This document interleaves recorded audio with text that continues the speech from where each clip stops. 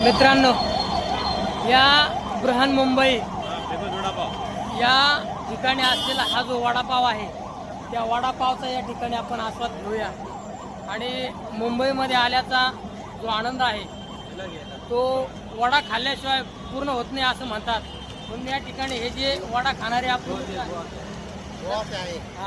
गोवाचे आहे, हे जे मित्र आहे आपले, तर हेही या ठिकाणी मुंबईचं स्वप्न पूर्ण करण्यासाठी आले आहे. तर बघूया या ठिकाणी आपण हा वडा, या वड्याचा आनंद घेऊया. त्याच्यावरती अकरा वड्यावाले सगळे, तर हे आपले मित्र आहेत या ठिकाणी मिळालेले, तर त्यांच्या सानिध्यामध्ये आपण या वड्याचा आस्वाद घेऊया.